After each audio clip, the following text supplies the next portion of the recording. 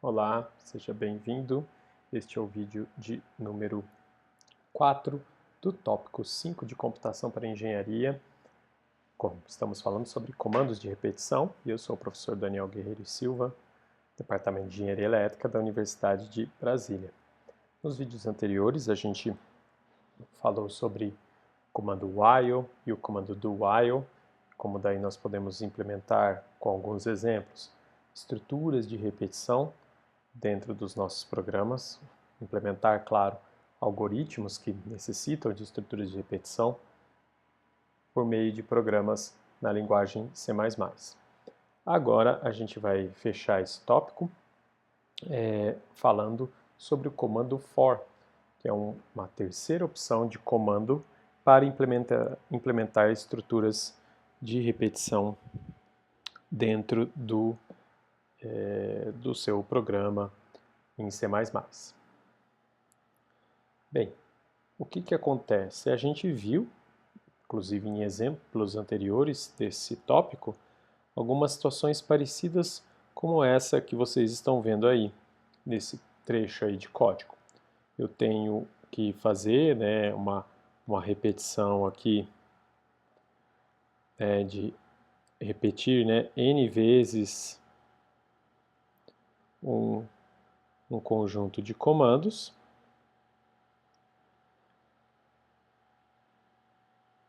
E então essa é a ideia, né, desse bloco de comandos aí, é eu repetir um número n de vezes esse conjunto de comandos. Então para isso eu uso uma variável contadora, que é essa variável i aqui, ela começa valendo 0, e aí eu monto uma estrutura de repetição aqui, na qual a condição de repetição é enquanto essa variável contadora não atinge o valor n. E aí, a cada vez que eu termino de executar os comandos que eu necessito, eu incremento a minha variável contadora, eu incremento o meu processo de contagem. Então, eu tenho uma variável contadora, eu tenho um teste de repetição e eu tenho um passo, a gente pode chamar assim também, né, de um passo de repetição, em que eu estou incrementando, né, caminhando, digamos assim, com esse processo de repetição. Aí vem essa questão, que pode, né, gerar uma certa confusão quando a gente escreve o programa. Eu não tenho nenhuma obrigação de inicializar, como vocês estão vendo aí no slide, esse comando de inicialização da variável computadora imediatamente antes do while. Eu poderia colocá-lo, né, digamos assim, distante do comando while, assim como esse comando de passo aqui, né, o comando de contagem da variável computadora, não necessariamente precisa ser o último comando dentro de um bloco de comandos um laço while. Não há nenhuma regra que me obrigue a fazer dessa forma, embora aparentemente seja a maneira mais elegante aí de se abordar uma situação como essa destacada aqui. Então, veja que nesse contexto, só a condição de repetição ela tem uma posição de destaque, digamos assim, e uma posição segura ali. Eu posso colocar tanto o passo quanto a inicialização das variáveis em pontos quaisquer ali, né, dentro do loop ou, claro, fora, né, do resto do programa, gerando situações estranhas como essa daqui, que vocês podem ver nesse exemplo. Imagina que você inicializa com uma distância muito grande o i em relação ao comando while, e o seu comando de passo ele está aqui, né, bem no meio dos comandos que você deseja repetir. Esse tipo de forma de escrever o código, ela não é a rigor errada, incorreta, mas ela pode ser propensa a erros, ela pode dificultar eventuais necessidades de manutenção, de atualização no código, por exemplo, para se localizar onde está, né, a operação de passo dentro do seu laço de repetição, ou onde se localiza a inicialização da variável que você está usando aqui para fazer um processo de contagem. Então, como mencionei, não é errado, não é incorreto fazermos dessa maneira, mas quando a gente está usando um laço while para fazer uma estrutura como essa, com um loop de fim determinado, e você coloca a inicialização da variável de contagem, coloca a operação de passo em posições inconvenientes, de uma certa forma desorganizada, isso pode abrir brechas para eventuais erros, dificuldades no entendimento do código e na manutenção daquele código no futuro. Então, esse é um bom contexto para se usar um novo comando de repetição que a linguagem C++ oferece, que é o comando for, esse comando aqui. A sua sintaxe, vocês podem ver, ela o comando for ele é construído de forma a sua sintaxe explicitamente tratar desses 3 aspectos que a gente mencionou nos slides anteriores. A condição de início, a operação, né, de atribuição inicial de valores da variável de contagem, a condição de repetição daquele laço e a operação de passo ou as operações de passo daquele laço de repetição. Então, dessa maneira, eu consigo controlar de uma forma mais organizada esses 3 aspectos importantes quando eu quero fazer o uso, né, de uma estrutura de repetição que envolve, digamos assim, alguma contagem, alguma iteração.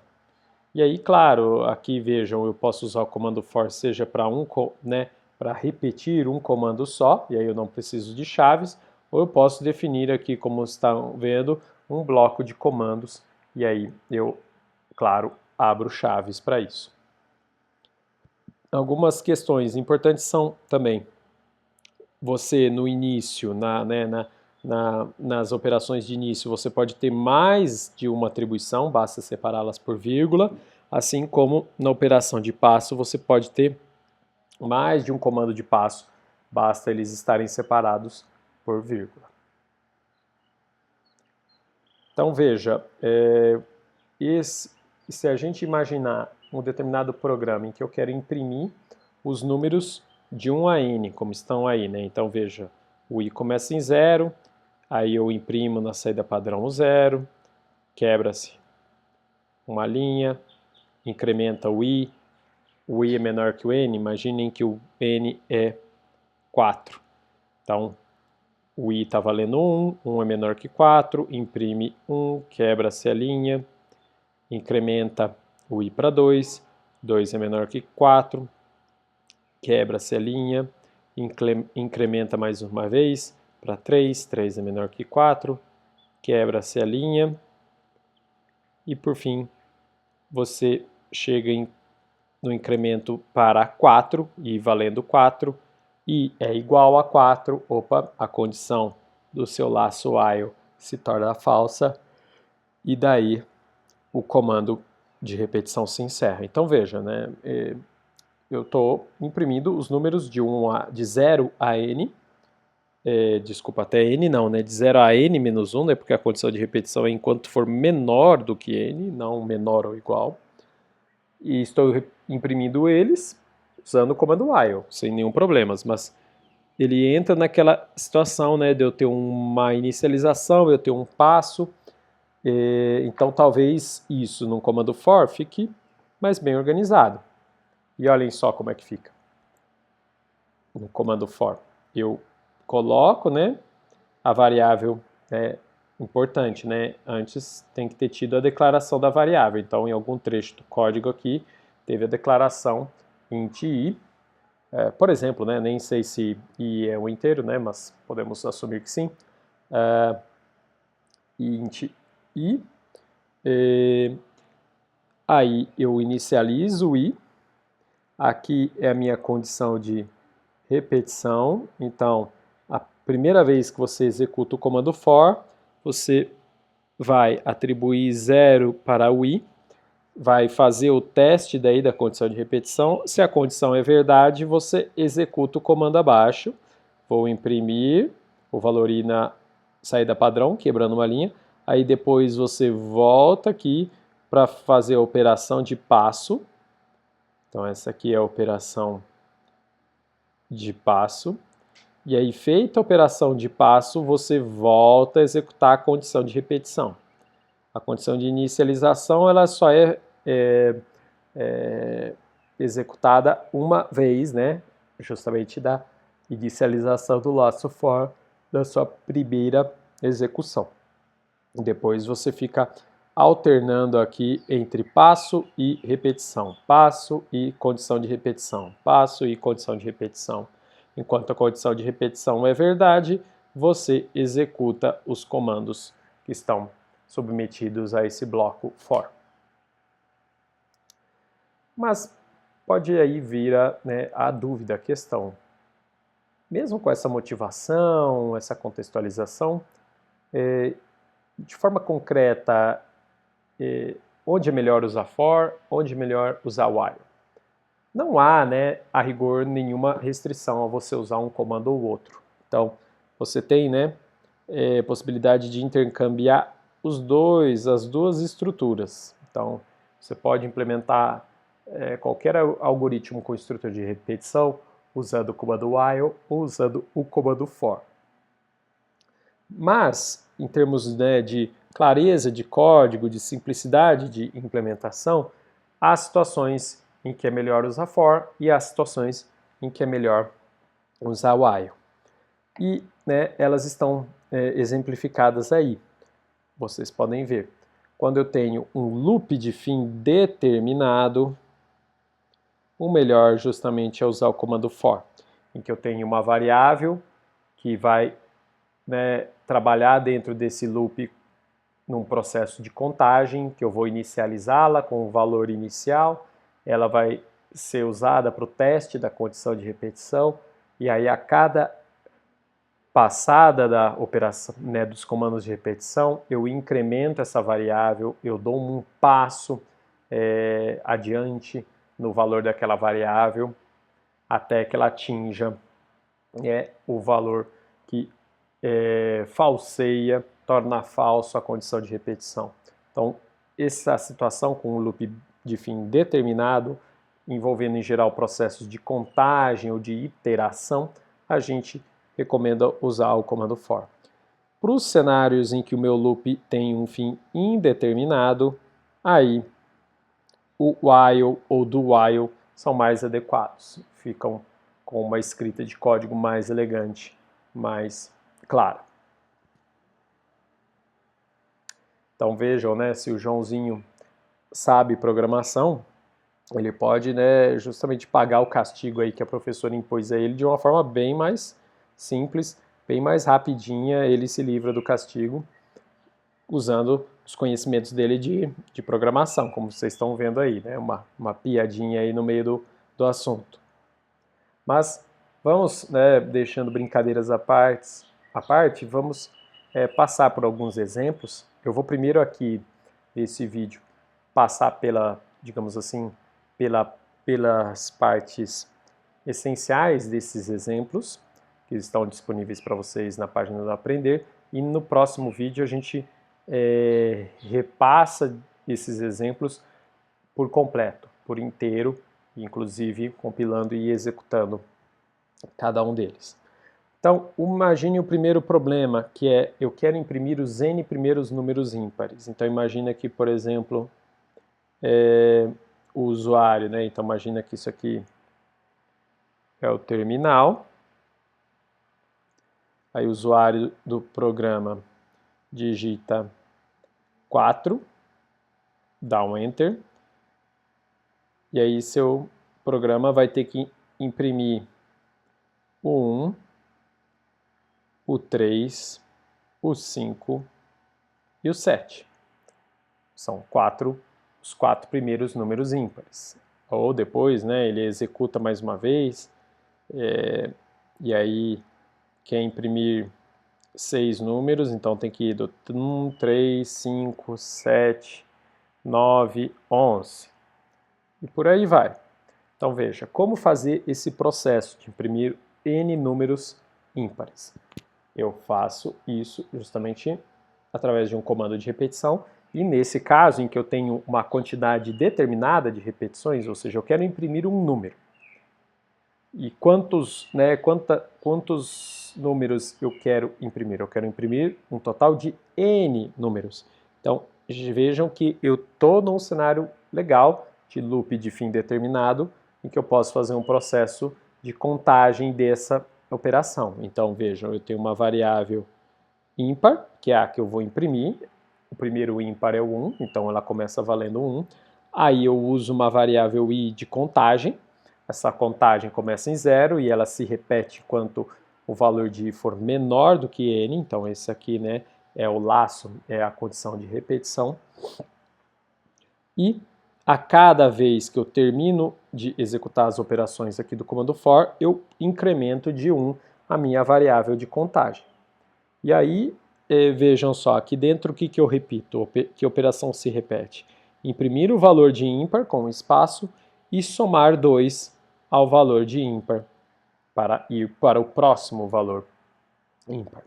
Então, com essa estrutura aqui, eu resolvo um programa que me exibe os n primeiros números ímpares. Mas veja, eu consigo melhorar esse programa ainda mais, porque eu posso colocar vários comandos separados por vírgula na inicialização e nas operações de passo ou de atualização.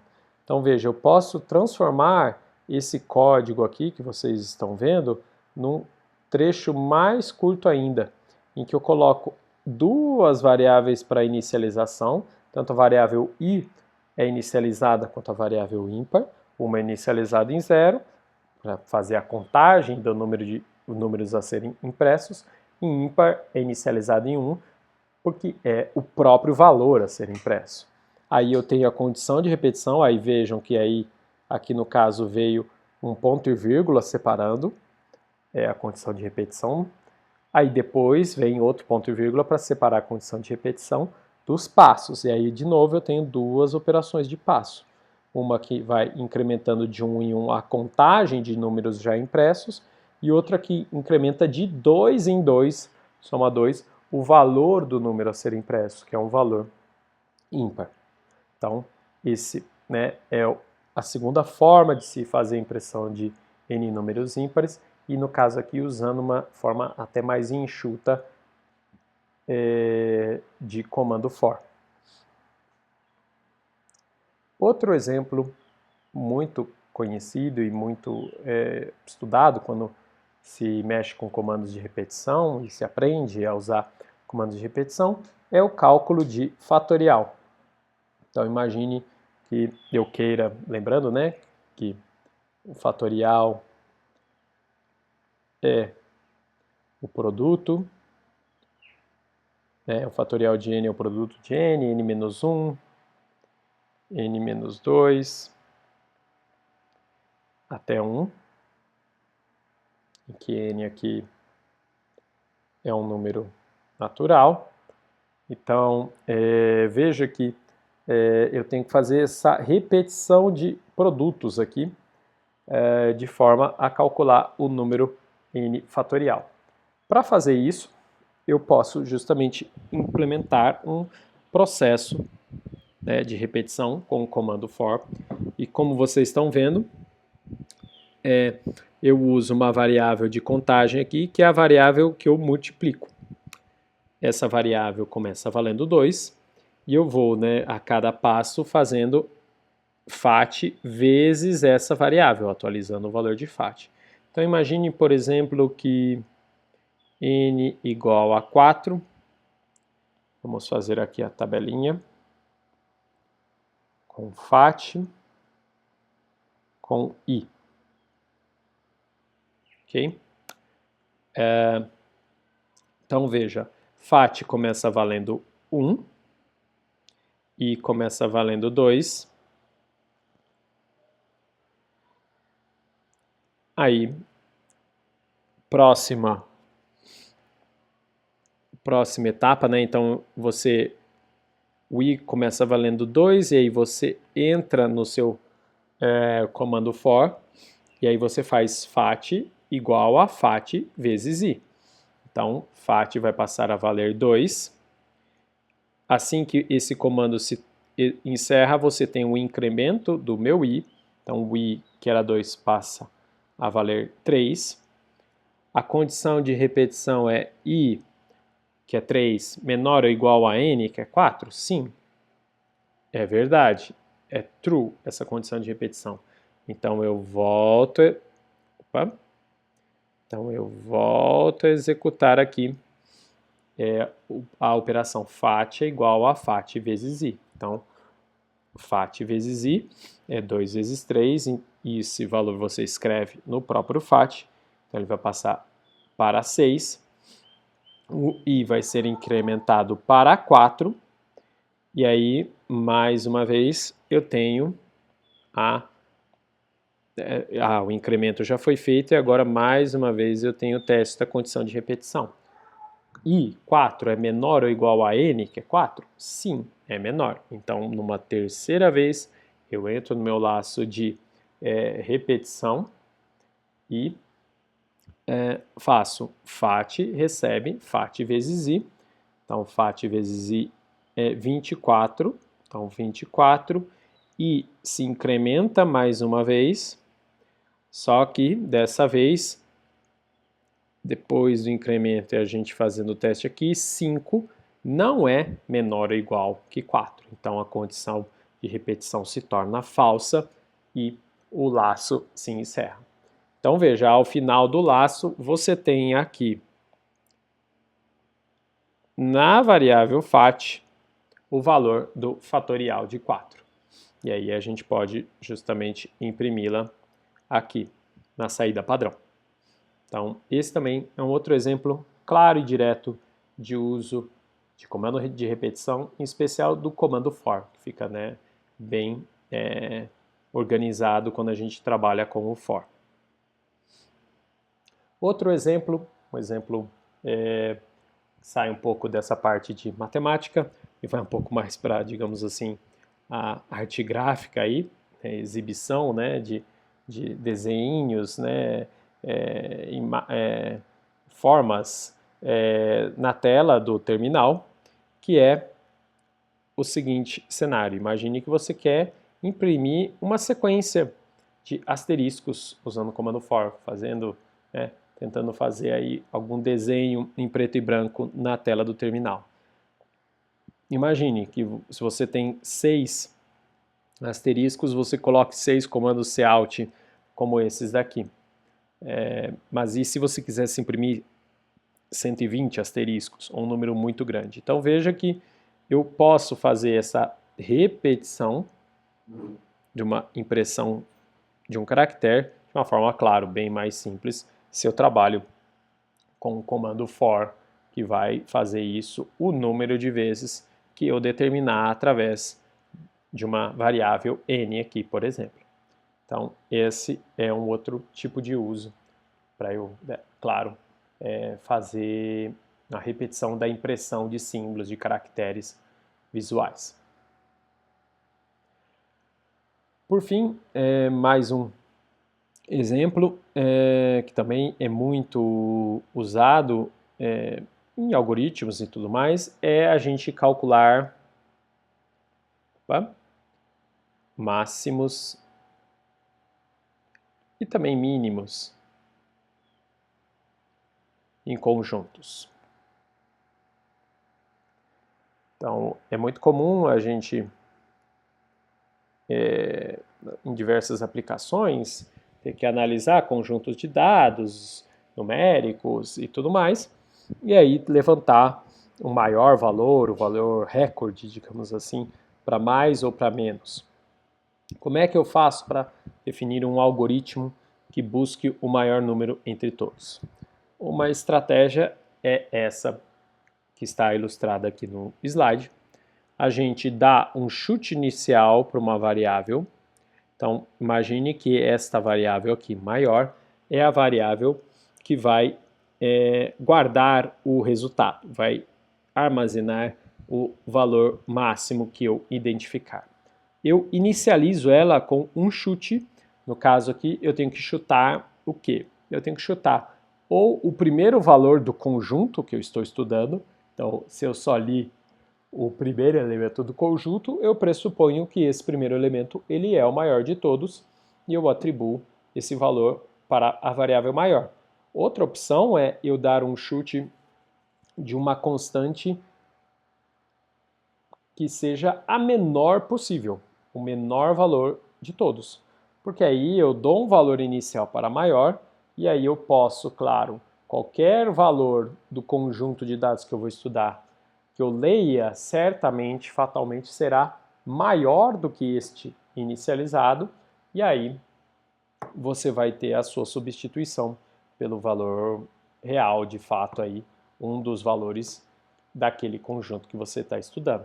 Então aqui eu chuto, não chega a ser um chute, né? Mas eu inicializo, atribuo a constante que representa o menor int representável naquela máquina em que o programa está rodando. Então veja que dessa maneira, se eu estou fazendo, né, a pesquisa de valores de máximo e mínimo em números inteiros, dessa maneira eu estou falando que o meu valor maior é inicializado com o menor número inteiro representável, e a partir daí eu vou ler os valores da minha entrada e aquele que for maior do que do que a minha variável passa a representá-la. Então, veja, eu vou ler n valores, aqui, né, a contagem minha começa em 1 e vai repetir-se n vezes, então a condição de repetição tem que ser repita enquanto o i for menor ou igual a n. E aí, qual é, né, a repetição que eu faço? Eu faço a leitura de um número, e aqui é justamente a essência do cálculo da operação de máximo. É você comparar o valor lido com o seu maior até o momento. Se o valor lido suplanta o seu maior, isso significa que o seu maior tem que ser atualizado. Ele tem que passar a ter o valor daquele número recentemente lido. Então vejam que você só vai atualizar quando houver, né, a leitura de um número superior ao maior até aquele momento. Então, ao fim aqui desse comando de repetição, você vai ter na variável maior o resultado do máximo em cima de uma lista, de uma relação de números digitados pelo teclado. Muito bem, então é isso que eu gostaria de falar com vocês nesse vídeo, que esse vídeo encerra os slides do tópico. Teremos no vídeo seguinte só uma discussão em cima dos exemplos, agora de forma completa. Vamos olhar para os exemplos de forma completa e executá-los um a um, para que fique bem claro para vocês os conceitos que a gente viu, em especial nesse vídeo que agora estamos encerrando, que falou sobre comandos for, né? O comando for como uma terceira opção aí de implementação de comandos de repetição. Então é isso, ficamos por aqui e até o próximo vídeo.